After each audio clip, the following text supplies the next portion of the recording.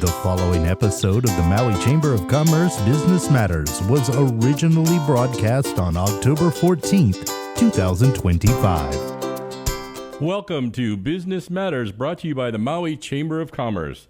Now here's your host, Pam Toompop. Good morning, Pam. Hey, good morning, Gary. How are you this morning? I'm doing well today. It's a nice, beautiful, sunny day. I'm so glad to hear. Yes, it is a gorgeous day. It's bright and sunny up here in Pukalani, and I know we had a little hiccup last week, so thank you for all that you did during our hiccup and all that you do for our show. We so appreciate you. And for those listening in, if you were listening last week, there seemed to be some telephone issues and communication issues, and both Jim and I were not able to really hear each other, coming in very scratchy and in and out. So unfortunately, we had to cancel last week's show as the problem persisted, and we were trying to figure it out. So we thought maybe it was at the station, but it doesn't appear to be that way. So we just unfortunately canceled, but we're back. And we're back today. We're going to have another great show, and we've brought Jim Walsh back. So we're thrilled to have Jim Walsh on the show today, and we're going to talk all about the Lahaina Harbor. And then we have Susie Theiman from Lokahi Pacific, who is also going to be on.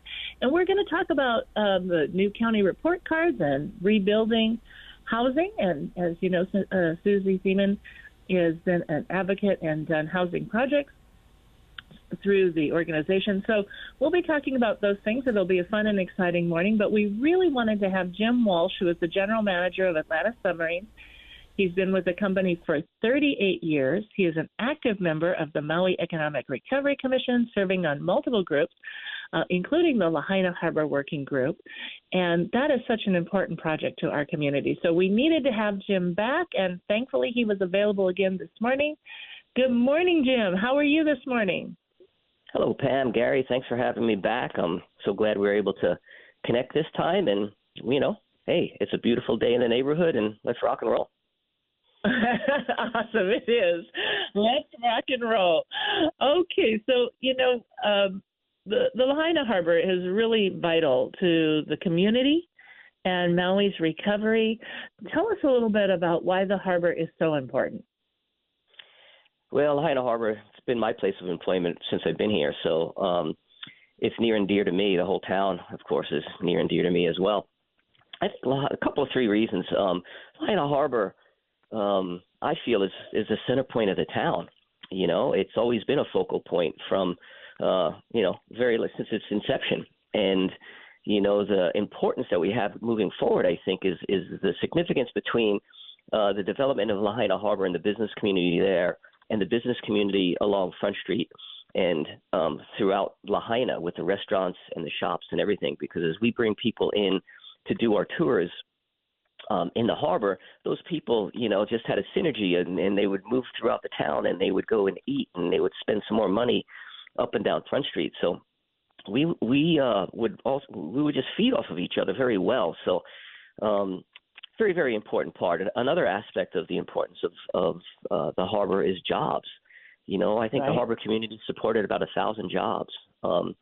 My company alone, Atlantis, you know, we had about 34 employees. I'm the only one left.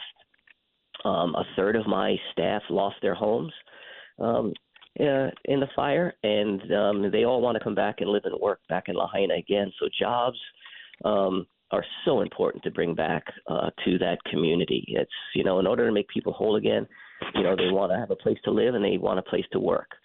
So those two aspects need to be met. And I think the third aspect is that there's an economic impact of all of this, right? Each company provided an awful lot of economic support to the county as well as the state. And there's also a really big economic indirect impact that maybe a lot of people don't think about, which are the caterers. You know, like for me, you know, I would purchase oxygen that we would supply inside the submarine to keep our, you know, guests going inside the steel tube. And yeah, a lot of outside things. I know many of the boating companies would hire caterers, food and beverage, the fuel. I mean, so many things. And to that point, actually, it was you and I, Jim, talking, and after a meeting, one of the harbor meetings, about that broader economic impact. And so, folks, if you are in the boating industry, for those Lahaina boaters who are not operating out of the Lahaina Harbor today, Jim and I talked, and we also talked with Tony Davis of A3H, and a survey is out with Jim and Tony's help and also distribution, and we have others helping with distribution, which we're just really thrilled with. It is really important to get this broader economic impact of what the boating operations brought in through Lahaina Harbor, because the loss of not just, so often the state sort of, we look at, okay, well, what were the state fees coming in? The economic impact is much greater than that. So if you know somebody in the boating industry, if you are in the boating industry, I will tell you, to get the economic impact and get a really good study, it takes a little bit of time. So, plan on 20 to 30 minutes. We give you some ideas of tools to have. Many, though, who've gone through the FEMA process are going to know some of these numbers fairly quickly. You can access them very quickly with your financial tools. We really need your help, and we hope you'll do the survey. And you can find it simply at mauichamber.com. So we encourage everybody to do that. Thanks for doing that, Pam. It's really important. Thank you. And Jim was the first to get his in, so everybody cheer from wherever you are. Put your hands in the air and say, thank you, Jim. We appreciate you leading. I've patted myself on the back. Yeah, Patrick, good. That's it. Good. Pat yourself on the back and little neck massage while you're doing that. So we also, a plan is really important. This is really important to keep the Lahaina Harbor rebuild on track. Can you talk about what the current plan is? Sure. The boating division had come up with their rebuild timeline a while back, and they've sent out a few updates. Very, very, really, very little has changed. Right now, they're supposed to be dredging the harbor. I think that was really supposed to have started maybe in September. That might be slightly delayed, it seems. I don't think any activity in dredging is happening just yet, but the dredging is supposed to be from around this point now, I believe, through about May of next year. They're going to dredge the basin area, make that a little bit deeper, take it's very silty in there. They're going to take out some of that siltation.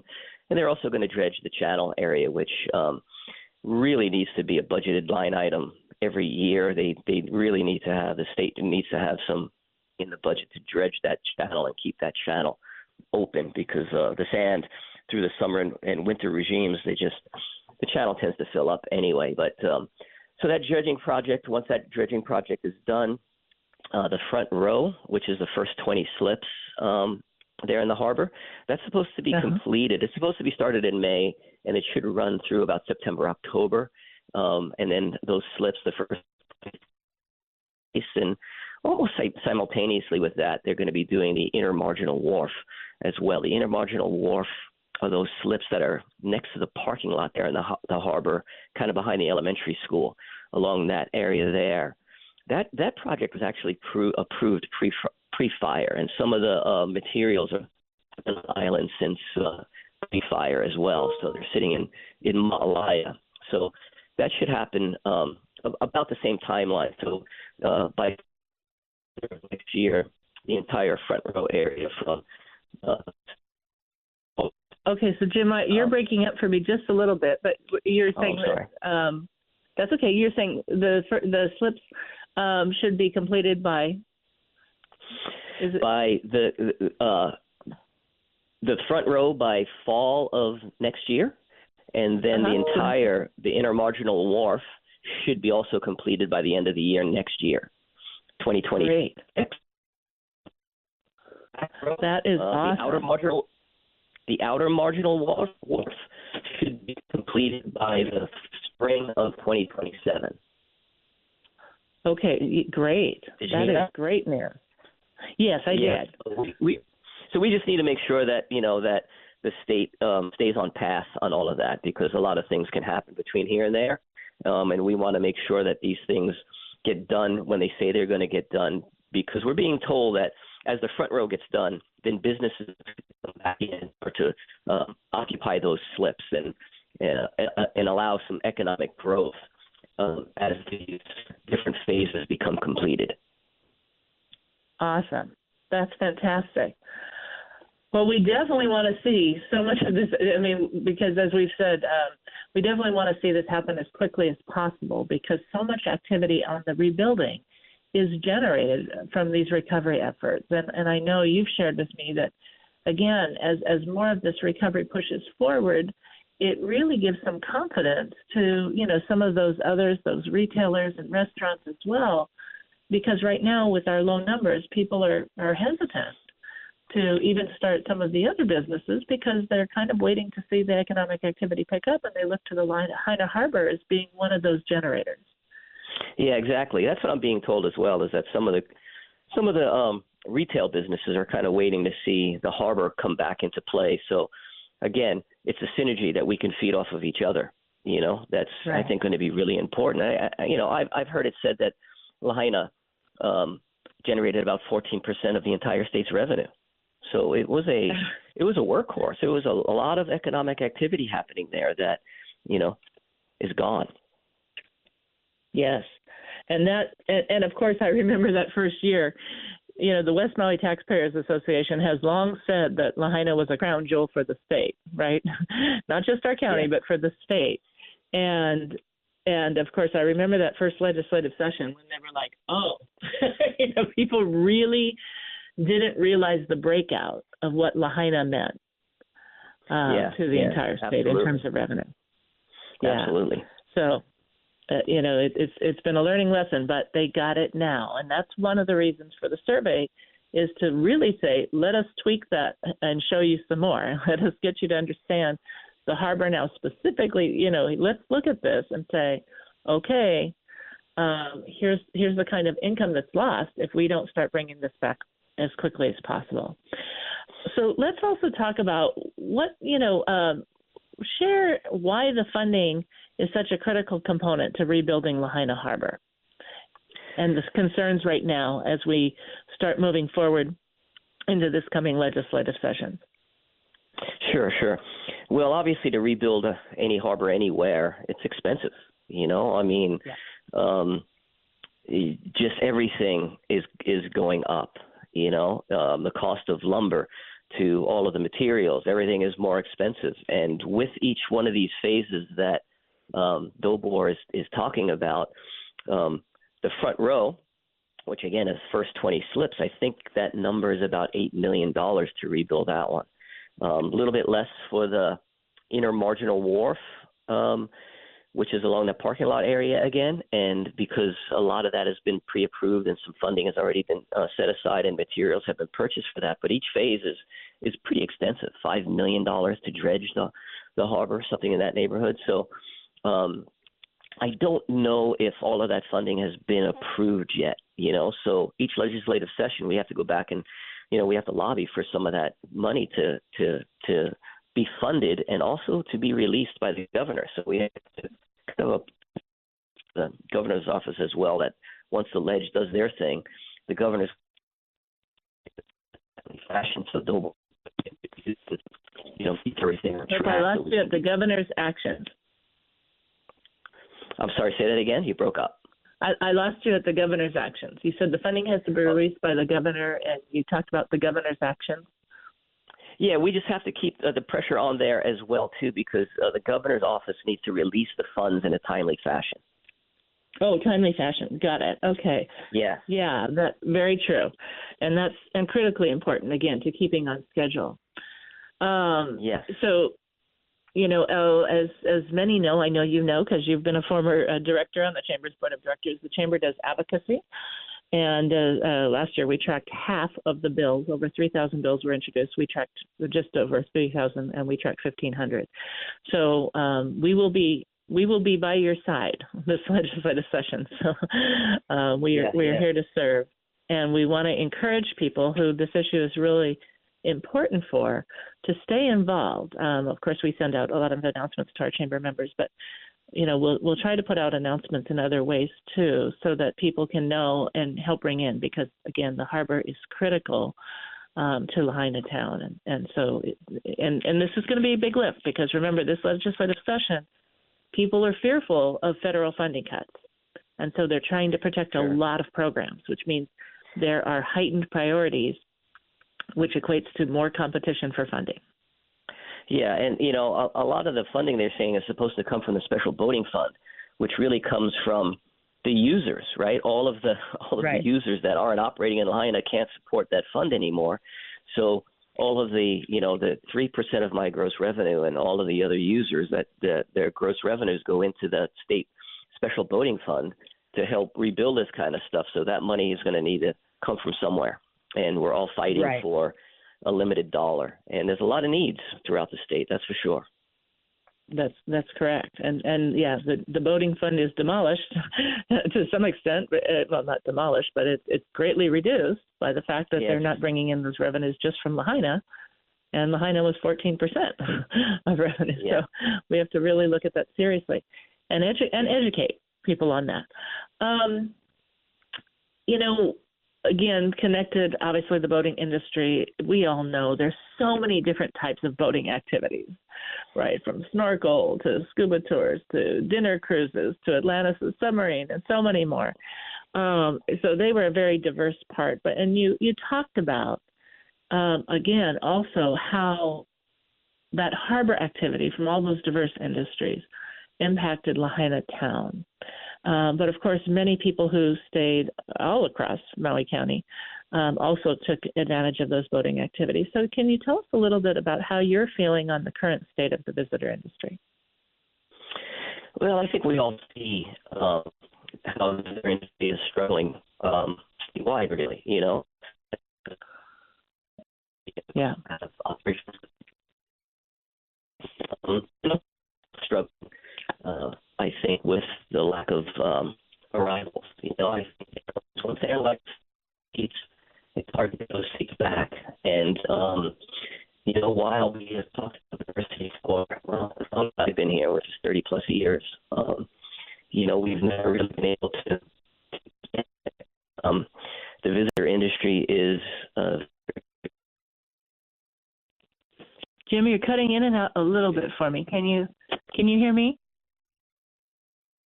Very vital part of kind of a negative message out there.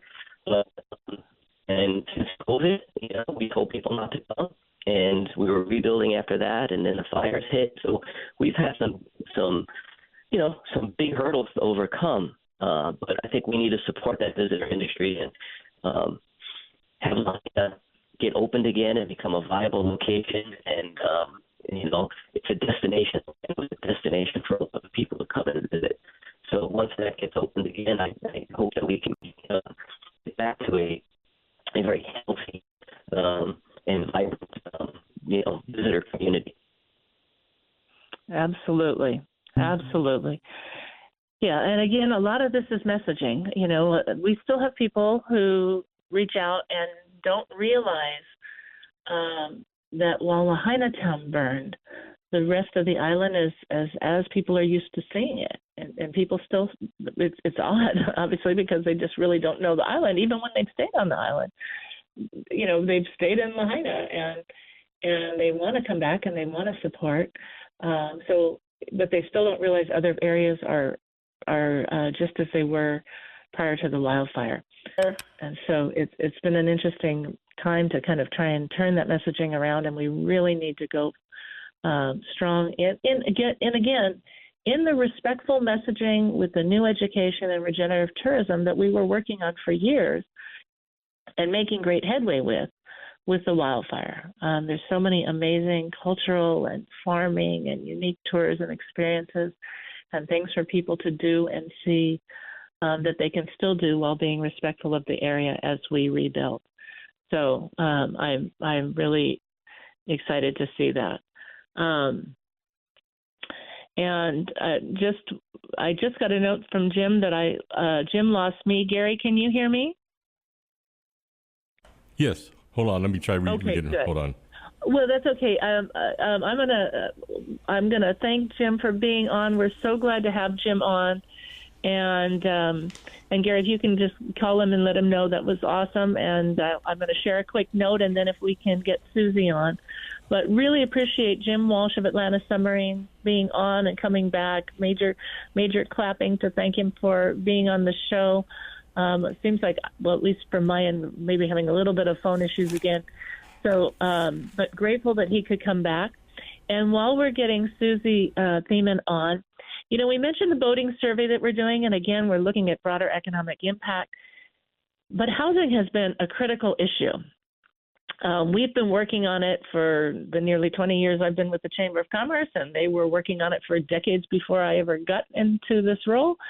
But and it's, of course, very critical to me as a mother who has children that I want to bring home, and I want to see my grandchildren be able to grow up here, as I know many of you do.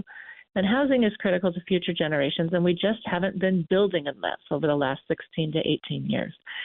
And the question is, and listening to a lot of testimony, I mean, we hear and we support those cries for housing. We've been fighting for this for a long time for our community.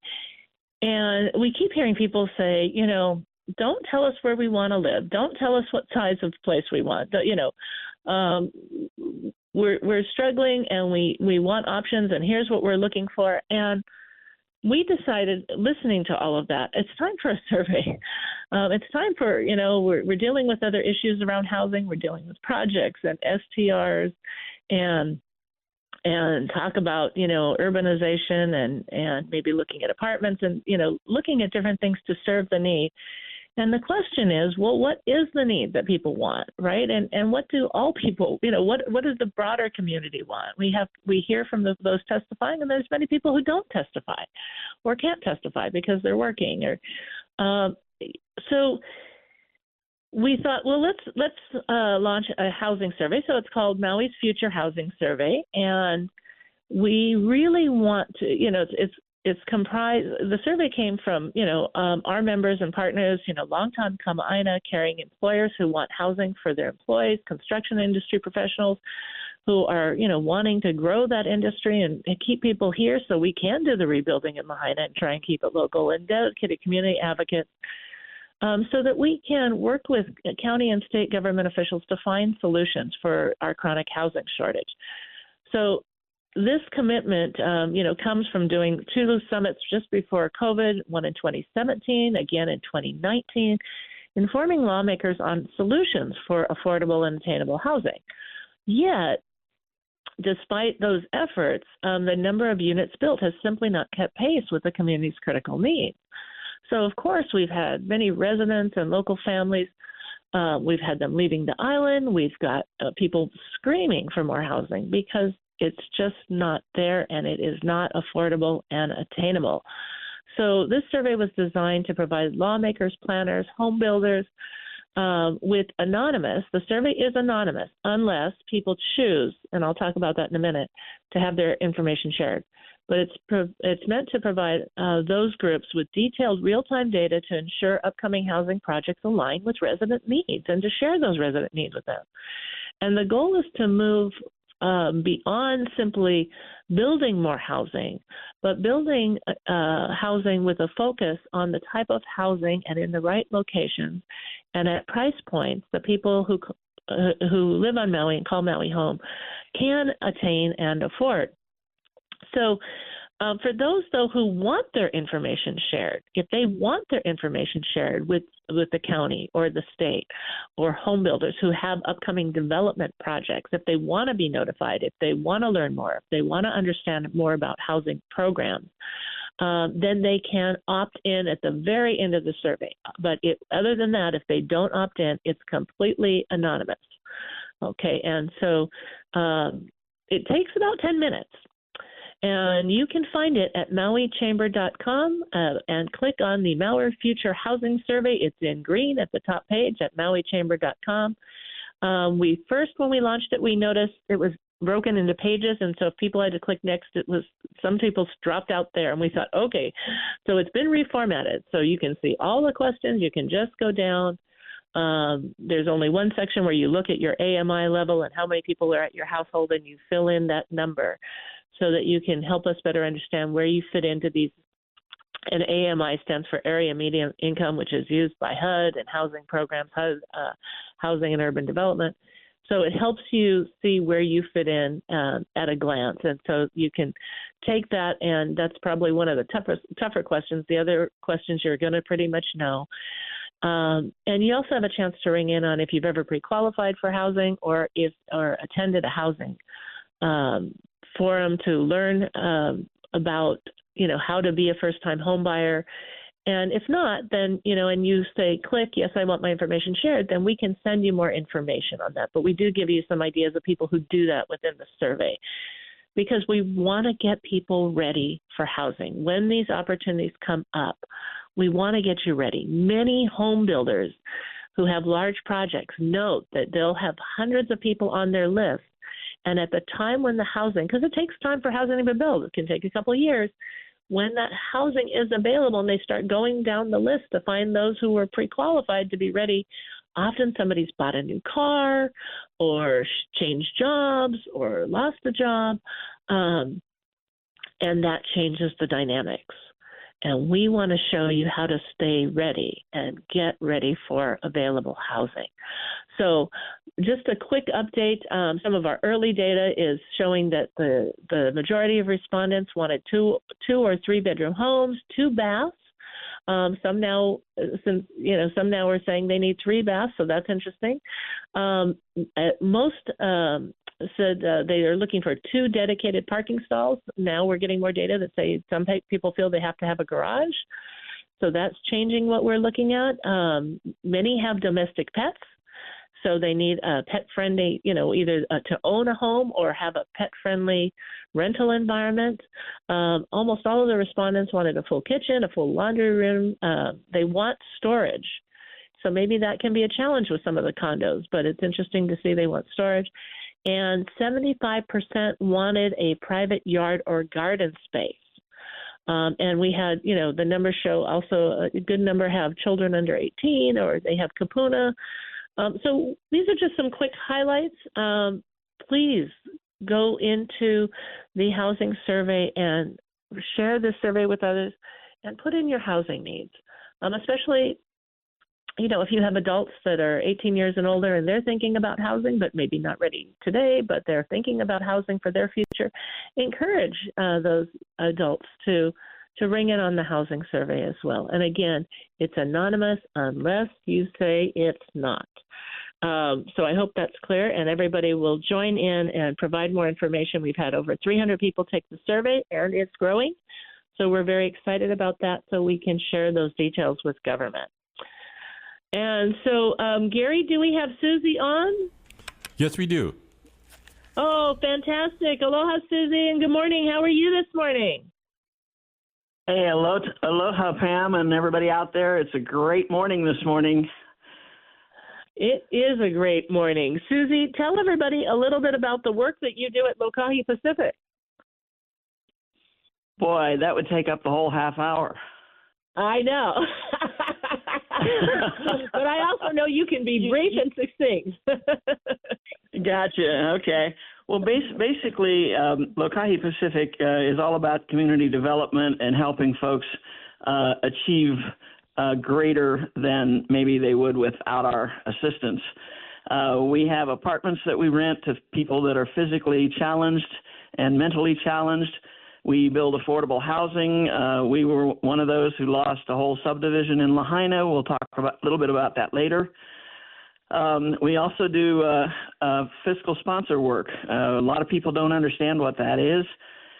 Basically, about 7 years ago, some of the council members and the department heads asked us to jump in and start being a fiscal sponsor to new grantees or potential grantees. And that would be to help them understand what getting a grant means and what you have to do. These new organizations usually don't have a back room that has any experience with grants. It can be tricky, but it can also be one of the greatest things in the world. And we've been doing it, like I said, since 2018. Up until about 2 years ago, it was a fabulous journey. But then things changed. And I think a lot of that has been made public, what happened within the Office of Economic Development. So I'm not going to go into the details of that, but that I think the bottom line for us as a fiscal sponsor is the county's lost sight of why we are in the picture. Yeah, I really would like to talk about that because, as you point out, there's a new Office of Economic Development grant report that's come out, and I at least I didn't know. I don't know that there was a heads up that they let the nonprofits know that this was coming up, but it's been publicly released and listing a lot of grants, but I'm told not all of them are on the list. And there's new ratings that we're trying to figure out. It's not the first time they've done this. Actually, the council, I think, it's either been 2 or 3, maybe even 4 years that they have asked the departments to do a scorecard because they do, like especially for the Office of Economic Development, the council members will do line items for their district people, and they don't ever really see, up until that point when they did the scorecard, they never saw the results in black and white. I mean, they saw the results in the actions, the events that they sponsored, et cetera. But actually, if that was a good thing or if they were a good organization to work with, that was never discussed with council members. So it started out, it was given just basically to the council members, and then some of us started asking for copies of it because we wanted to see how they scored us. Yes. And this report, I'm sorry, but I have no other word to say for it, but it's a disaster. Yeah. I compared it with what the Department of Human Concerns put out a few weeks. Well, they met the deadline, which was, I don't know, September 30 or before that. And the one they put out, I mean, it tells you what you need to know, and it's all conforming. There aren't different line items that are totally different from other things. I did not notice any grants being missing. This one, there's 133 grants listed on it. Lokahi Pacific has 4 listed here, but we actually had 7 that were done during the 25 year. And so that immediately alerted me to look at some of the others to see what was going on. And I don't know. Do you want me to go through just a couple of quick examples of why I say it's kind of a mess? Well, yes, I would, because even as actually you alerted me to look at this, and as we were, talking about it the other day, and there, as we're looking at some of the criteria, we're going, okay, well, this is interesting, and it's interesting that it's presented in this way, and we have questions about it. So please go through some of the highlights that you think, are a little bit unusual, or, we wished we'd had a heads up and an opportunity to, give them additional information. Well, it's just, the thing I guess that gets me is it appears that because they give these grants to different people in their office to manage, it looks to me like there was no review by anyone who oversees that activity to kind of conform the remarks, if you will, yes. And the scoring. Because I was looking at something, and it's a 6 items that they score on. One is the grant application itself. One is, does it meet community needs? The third one is responsiveness, and then there's records and reporting, and then the effort to secure other funding, and then meets goals and objectives. That's 6. And the total score could be 30. Well, there's instances on here where there's a 17 and they get 57. There's a 10 that gets 67%. It's got 3 categories that have NA in them, and that's why the low score, because only 3 got scored. But how do you get a 67% if you're only doing 10 out of 30? 67%, in my book, 67% is 20 out of 30. And yet then there's another one that has 11 as a score, and they only get 36%. So what's the difference? They have the same basic issues, and how do you account for the NA? Not applicable, I guess, is what they're saying. But I don't know why are not achieved. I don't know what it's supposed to be because it's certainly not applicable. I mean, they are all applicable. They're all Otherwise, applicable. why would there be a column for it? And they're grant managers, right? Their department manages these grants. So why is there an NA? Right. It's just, I don't know. It's very inconsistent. The other thing that alerted me or alarmed me was there's 3 columns. One says the award amount. Another column says payments as of July 3rd of 25, and then the balance that's still owing to the grantee. And in some cases, they're showing grants being closed without ever giving out any payments. I don't know what that means. And yet, here's one that I'm looking at right offhand. It's a $50,000 plus grant. There's nothing given out. It's closed, and it's got a score of 90. What does that mean? Yeah. They did it without the money, and so they got a great score? I don't know. But one that particularly alarmed me was one of ours. First of all, they listed the wrong amount of the grant, and then they gave it a 57. They said, we're waiting on payments and the final report. And I'm sitting here looking at this thing, and I'm going, wait a minute, that's not right. So I sat down and I made some notes, and I said, the remark is waiting on payments and final report. The correction to that is the final report was submitted on March 3rd of 25, and we're still waiting for the advance that we requested on December 12th of 24 for this event, so we could start paying bills related to it. We are waiting for payment, not OED. Yeah. I mean, how different is that? That's scary. Very scary, because again, it leads you to question if that's happening with you, is it happening with others? And as you brought this up, we looked at some of our grants on the report. We started going through some of our grants, and even on there's been so many changes in the process over this past year, quite a few changes. Well, yeah, I mean, and every time we got a new grant, there was a different set of rules. Right, and then we have submitted our reports on time, but then there was back and forth. So then when we looked at our score thinking, well, we're going to get a 5 because was it submitted on time? Check, yes, it was. But then there was some back and forth, and we can't figure out what they're looking at based on some of the criteria, because the criteria was the report submitted on time. And then we look and go, well, okay, wait a minute.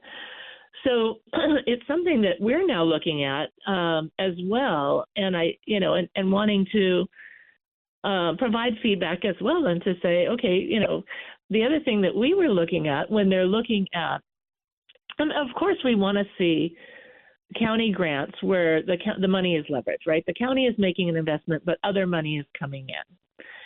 And in some of our grants, we look at the score and go, but are they realizing all the different money that's coming in? Yes, we have other money coming in, and we show it in a broader category. How are they calculating that? And then they look at economic impact. And we thought, well, how are they calculating that? Because every year we do an amazing return on investment report for example, for the Maid of Maui County Festival. And I thought, gosh, that's really interesting. And then as the criteria came out, and we haven't had any dialogue, we've been told, okay, your report's on time, but we want you to do this. So then we see our score, and we always, kept getting back to them as quickly as possible. But we realized, okay, sometimes we didn't say we're working on it. We got it. We were working on it. And then we got back to them as soon as it was done. And now I said, well, I guess we're going to have to say we're working on it. And we'll get back to you as soon as it's done.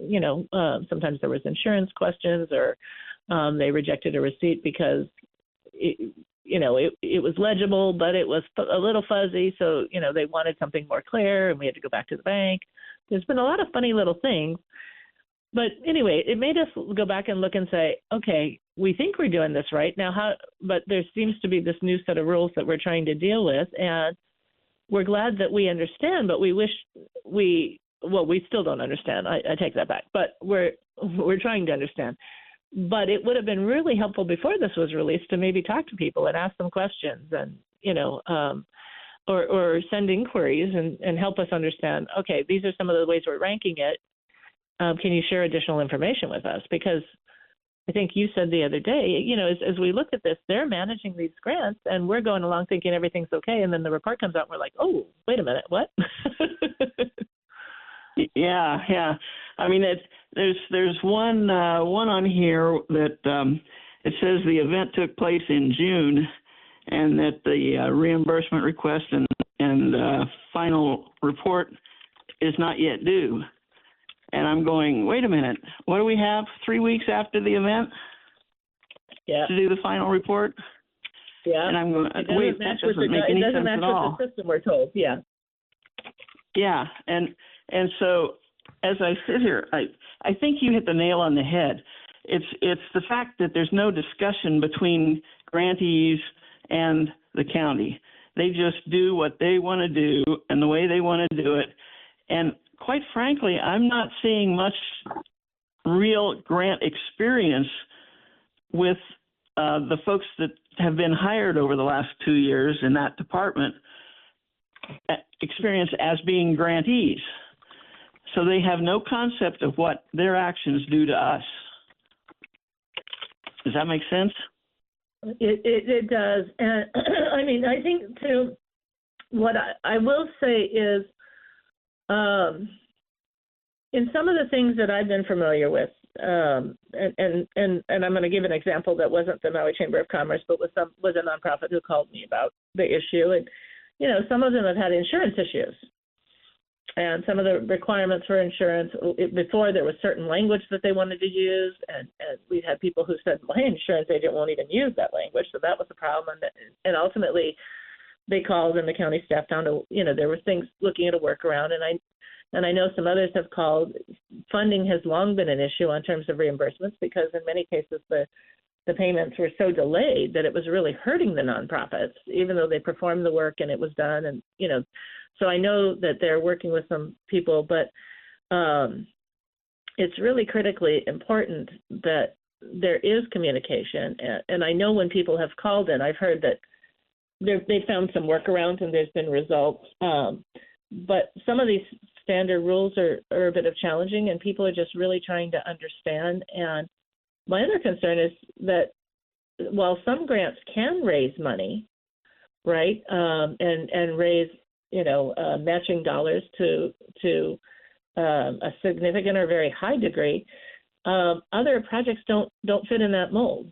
Do you have thoughts on that? Yeah, well, we certainly have both. I mean, we've got one that raises more money than I think they're on their third grant at this point, and they've raised more money than the total of all three of those grants to match it, because it's a major project. And then we have smaller projects, which were for various ethnic groups, and those groups just don't have the support in the community to be able to raise money for what they're trying to do and help their native people. And it's like, how do you expect them to do that? That's why they come to you for a grant for this. They're trying to elevate the lives of their folks, and nobody wants to help them. I mean, that's kind of the bottom line, because everybody's worried about their own, right? And so they're never going to be self-supporting. And that's just a fact of life. And the county is doing it because it's the right thing to do. We support that, but then we get downgraded because there's no effort to raise money. Well, I shouldn't say there's an effort, but the money they raise is not significant. Yeah, and our feeling is, again,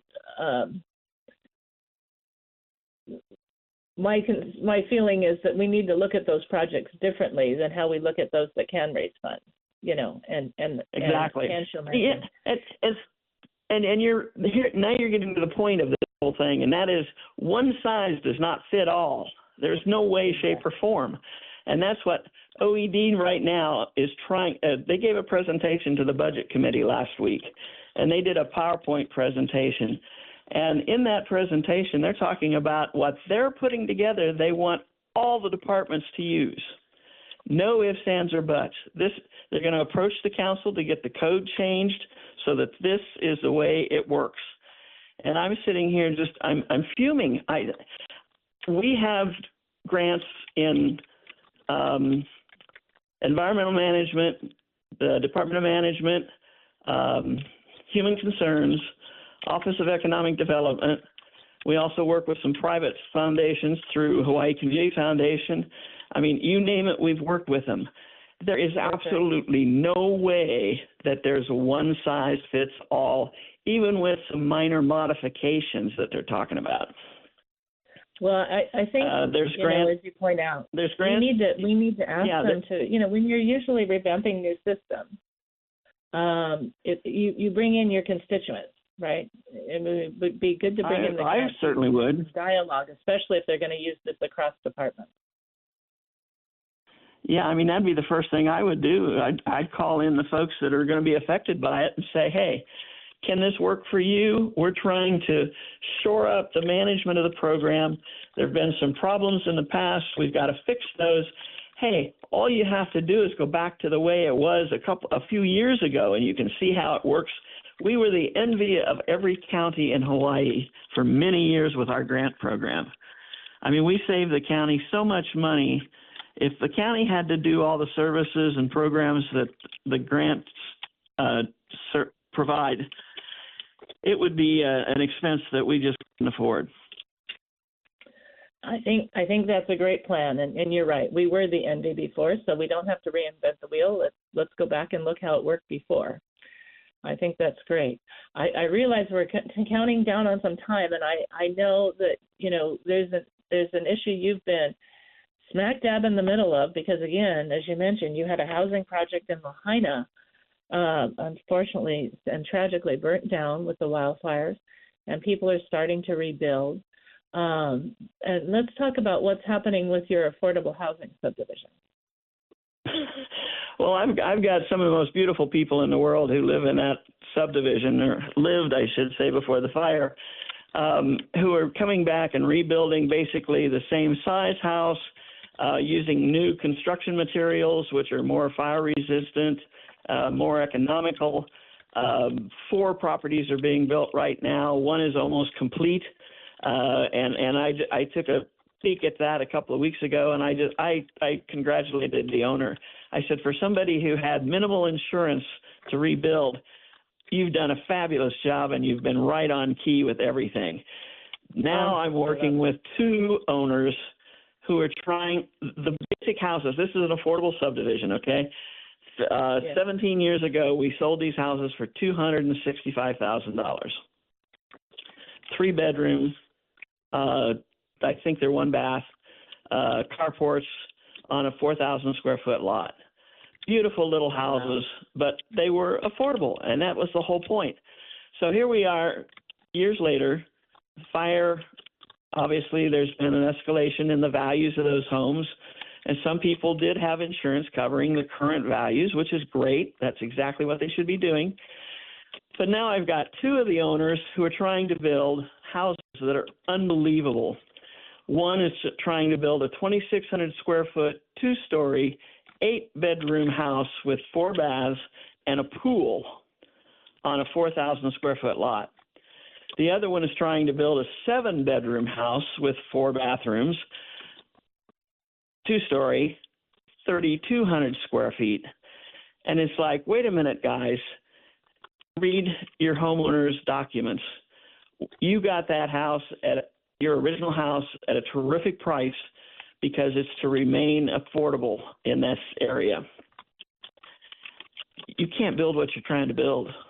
You're supposed to build very similar to what you had. Certainly, square footage is supposed to remain the same. It's not meant to be wall-to-wall buildings. It's a community of people, families enjoying life, not fussing with each other. That's what's going to happen. Anyway, so we contacted an attorney. She went through all the documents, and she said, definitely, you've got a cease and desist issue here. And so the letter went out to one of them last week. The other one will probably go out next week because the county can't do anything to enforce the CC&Rs. And we understand that. That's part of the whole, ball game with home ownership. And so, the one guy says, well, I never saw this when I bought my house. Come on. Hello. Is that your signature on the dotted line? Yes, you saw it. You read it. Yeah, you had a copy of it. Required when you buy it. Yeah, exactly. And so it's like, okay, I understand. Like the one guy said, he said, when I bought this house back then, I had two little kids. Okay, move forward. I now have 7 kids and 2 grandchildren living with my wife and I, and we need a bigger house. And he says, what am I supposed to do? And I said, if you want a bigger house, you turn around and you sell your lot to someone who's going to build the affordable home that's supposed to be on it, and you go buy your new lot and build your house wherever you want to go. And he looked at me like I had 4 eyes or something. And I said, that's what you promised you would do, is you would stay within the affordable range with what you're building. And the size has to remain the same. You cannot build and cover the whole lot with your house and then park your cars in front of everybody else's houses.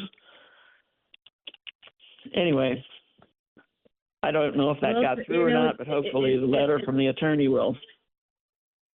Yeah, I hope that helps. I mean, and this is and this is one of those challenges. And again, it's one of those challenges for people who have bought into affordable housing subdivisions, right? And those and different parameters. That's, they were able to come in and get a good deal, and that's what they wanted. And it also changes the dynamic of the community in a negative way when somebody else comes in and builds near them and then builds bigger and sort of, as you said, you're looking over your neighbor, or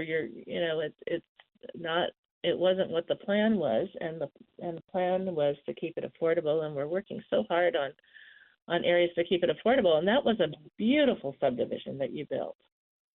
I mean, yeah, it was. I mean, yeah. You and Lokahi Pacific and the amazing team that helped you. That was an amazing subdivision. Well, that it's just, I guess I understand. I mean, hello, I don't live in the same house I did 20 years ago. Right. And that's I mean, in my mind, that's progress for me to be able to move up. But I guess we're done. I guess we're done. So, Susie, good point, though. You ended right on. That's progress to move up, and they have that option to move on up somewhere else or outside of that if they want to build that large house. Thank you, Susie, for being on. I treasure you and really appreciate your insights and input. It's great to have you on and share those stories with us. To all, I hope you learned a lot today. Got to hear some interesting information. We apologize for last week again, but thank you for hanging in there with us and being back this week. We want to send blessings and aloha to everybody for a beautiful Maui week. Hui ho.